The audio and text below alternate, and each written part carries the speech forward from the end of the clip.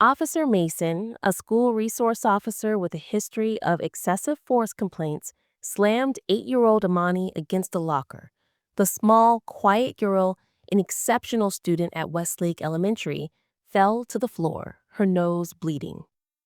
Unbeknownst to the school, Imani's mother, Dr. Elise Washington, was a high-ranking official in the Secret Service, leading a specialized protective intelligence unit. Elise had carefully hidden her real identity from the school community, posing as a medical researcher to shield her daughter from her dangerous work. Imani, one of the few Black students in a predominantly white school, had silently endured daily microaggressions. She had developed a careful strategy to become invisible, keeping her head down and avoiding attention, especially from Officer Mason, who had a pattern of targeting minority students.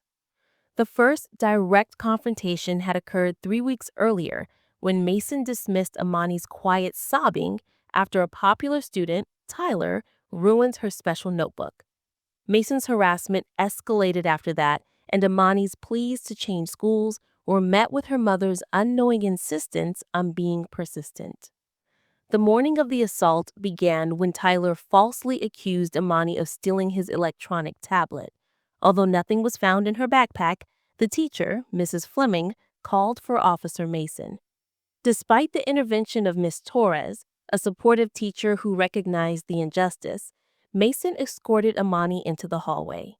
Cornered and unable to speak from fear, Imani's silence enraged Mason, who slammed her into the lockers and kicked her as she crumbled to the floor. Miss Torres witnessed the assault and, ignoring Principal Whitaker's attempts to cover up the incident, helped Imani to the nurse's office. She called Dr. Washington, pulling out her personal cell phone to secretly record a video of the assault. Elise, in the middle of a high-level security briefing, immediately recognized the dangerous tone in Miss Torres's frantic explanation. She laughed with a team of 3 senior federal agents, their unmarked black SUVs creating a stir as they arrived at the school. Dr. Washington, accompanied by her team of federal agents, confronted Principal Whitaker and Officer Mason. Ms. Torres stepped forward and played the video she had secretly recorded. The damning footage showed the assault, exposing Mason's lies about acting in self-defense. Mason's swagger evaporated when Dr. Washington revealed her true identity as the director of the Presidential Protective Intelligence Division, a position that gave her the authority to investigate threats to the highest levels of government. Principal Whitaker and Police Chief Roberts, who arrived shortly after, attempted to contain the situation, offering a private settlement and special treatment for Imani in exchange for her mother's discretion. Dr. Washington refused, stating her interest was in systemic change, not private deals. She informed them that she had already contacted the Department of Justice Civil Rights Division, and federal agents were already accessing police and school databases. The revelation that Mason's social media accounts were full of racist memes and that there had been 27 complaints against him in 3 years, 23 from minority families, was a devastating blow to the school's administration. While Dr. Washington took Imani to the hospital to document her injuries, the school and police administration scrambled to contain the scandal. A police union meeting declared the investigation a witch hunt, while Principal Whitaker and Superintendent Jenkins began to review and alter documentation to cover their tracks. Unbeknownst to them, Dr. Washington and her team were already building a case against them. They discovered that the tablet Tyler had claimed was stolen was actually found in his gym locker shortly after the incident, and that the theft report was a ruse to punish Imani. As the story gained national attention, Dr. Washington faced a new challenge. Her superiors in Washington, D.C., began to distance themselves, citing the potential for a conflict of interest in her using federal resources for a personal matter. The fight was far from over. The system was now closing ranks to protect itself, and Dr. Washington was becoming isolated. However, her daughter's resilience was growing. Imani began to find her voice by creating powerful artwork that captured her experience, while other parents and community leaders rallied to their cause, proving that the silent girl's ordeal was not an isolated incident. The community's outrage culminated in a massive school board meeting. For 3 hours, parents and teachers shared stories of discrimination, exposing a clear pattern of targeted harassment against minority students. When Dr. Washington took the microphone, the room fell silent. This isn't about one bad officer or one isolated incident. This is about dismantling a pipeline that funnels our children from schools to prisons. Her words resonated with the crowd, but were met with pushback from a group of white parents who wore blue ribbons in support of Officer Mason. Behind the scenes, the school and police officials, with the support of powerful political allies, began building their counter-narrative. The following day, a doctored version of the security footage was leaked to the media, making it appear as though Imani was the aggressor. Headlines shifted from "Officer Assaults Child" to "Questions Emerge in School Incident." The school district fired Ms. Torres, and Dr. Washington was placed on administrative leave and had her security clearance suspended, cutting her off from her professional resources. Amani's courage was tested when she returned to school and faced taunts from students who had seen the manipulated video. Meanwhile, a new internal police investigation cleared Officer Mason of all wrongdoing, and the school district backed their findings. The system was now fully closing ranks against the Washington family. Officer Mason even held a press conference with his family, claiming to be a victim of a witch hunt, which caused public opinion to turn against Imani.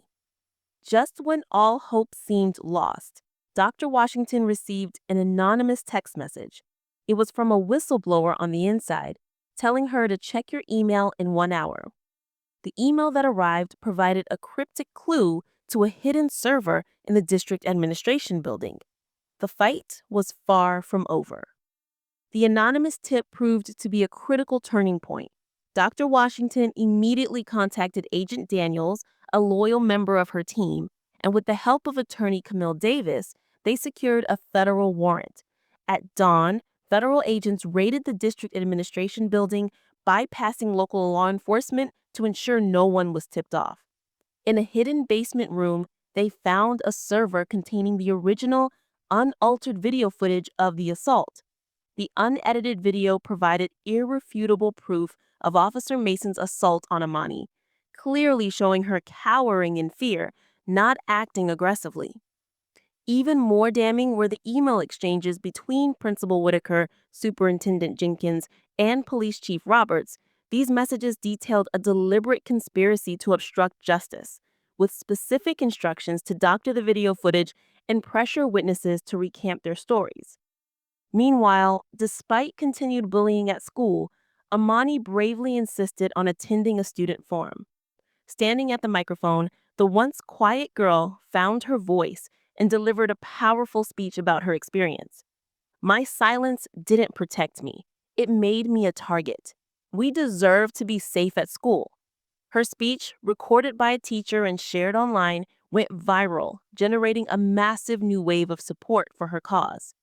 Ms. Torres, who had been fired, organized a teacher walkout in solidarity, declaring they could not teach children about integrity and justice while remaining silent in the face of injustice. With the new evidence, the federal investigation expanded. The school board vice president, Diane Rodriguez, came forward as a whistleblower, providing internal memos that documented a years-long history of discriminatory discipline policies. Additionally, 5 former students came forward with their own stories of abuse at Officer Mason's hands. The truth had finally come to light, and the system that had worked so hard to protect itself was beginning to crumble. 6 months after the assault, justice finally arrived in the form of federal indictments. Early one morning, federal agents conducted simultaneous raids, arresting Officer Mason, Principal Whitaker, Superintendent Jenkins, and Police Chief Roberts. News helicopters captured the dramatic scene as Mason, having been tipped off, tried to flee his home in an SUV but was intercepted by agents. The arrests triggered sweeping changes. A new interim school board implemented a comprehensive new policy called the Imani Washington Protocol. The The protocol established strict guidelines for school resource officers, requiring body cameras and prohibiting physical interventions except in cases of imminent danger. It also mandated that all disciplinary actions be reviewed for racial disparities. Perhaps the most meaningful change was the reinstatement of Ms. Torres. She was appointed to lead a new equity initiative to address systemic biases in education. During her first day back, she gave credit to Imani's courage and Dr. Washington's persistence for making the new position possible. For Imani, the months of therapy and community support had facilitated a remarkable transformation. The quiet girl who had once tried to make herself invisible now walked the school halls with confidence. During a special school assembly, Imani was invited to speak. "When I was attacked in this building, I thought it was because I was too quiet," she began, her voice clear and steady. "Now I understand it was because someone with authority saw my black skin and decided I didn't deserve respect or protection." She concluded by stating that she was standing up not just for herself, but for every child who was afraid to speak up. The video of her speech went viral, serving as a powerful symbol of her transformation from victim to advocate. The investigation into the tablet incident that triggered the assault revealed that Tyler Matthews' father had coached him to falsely accuse Imani. This was done to get back at Dr. Washington for her previous questioning of how she handled diversity initiatives on the school board. This new evidence led to additional charges against Matthews for conspiracy and child endangerment. Officer Mason's trial was swift and decisive. With overwhelming video evidence of the assault and testimony from numerous witnesses, the jury returned a guilty verdict on all counts in less than 4 hours. The judge sentenced him to an 8-year prison term, citing the egregious nature of assaulting a child while in a position of authority. The other defendants, Whittaker, Jenkins, and Roberts, accepted plea deals, which resulted in professional disbarment, financial penalties, and in some cases, prison time for their roles in the cover-up. Although she was offered a prestigious promotion as a tacit apology from her department, Dr. Washington chose a different path. She declined the offer and instead established the Children's Dignity Foundation. The foundation's mission was to provide legal support and advocacy for minority children facing discriminatory discipline in schools.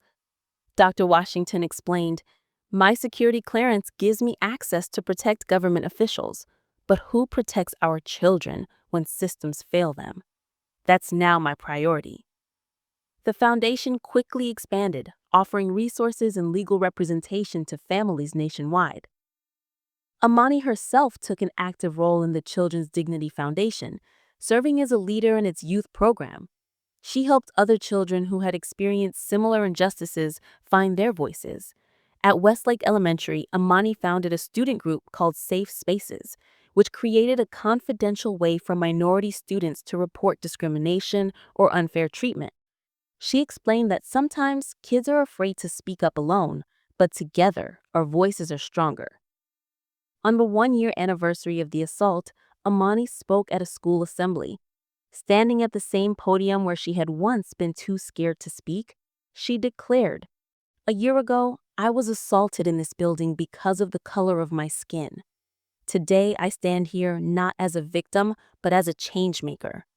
She shared that her voice was now her power and she would never be silent again. Her speech was met with thunderous applause, proving that the quiet girl who had once been targeted had transformed her trauma into a tool for change. The Imani Washington Protocol became a model for accountability across the country, showing that it was possible to hold powerful institutions responsible. The most profound victory wasn't just the accountability of those responsible, but Imani's simple declaration to her mother, "I'm not afraid anymore." The Imani Washington Protocol became a symbol of transformation, proving that when people refuse to accept injustice, they can create new possibilities for those who follow. The most profound victory wasn't just the accountability of those responsible, but Imani's declaration, "I'm not afraid anymore." This powerful story illustrates that systemic injustice thrives in silence. When Officer Mason targeted Imani for being quiet, he unknowingly awakened a force stronger than institutional protection, a mother's determination and a child's courage. The transformation of Imani from a silenced victim to a powerful advocate demonstrates that our greatest growth often emerges from our deepest wounds. Dr. Washington's strategic persistence reminds us that justice requires both emotion and intelligence, especially when confronting deeply entrenched systems. The community's evolution from initial outrage to unified action reflects how movements for change often face backlash before breaking through. Ms. Torres exemplifies that doing what is right sometimes requires professional risk, but moral courage inspires others to join the fight. The exposure of the coordinated cover-up reveals how institutions protect themselves rather than those they are meant to serve. Perhaps most importantly, this story teaches us that children are not merely victims requiring protection, but potential changemakers whose perspectives and experiences matter.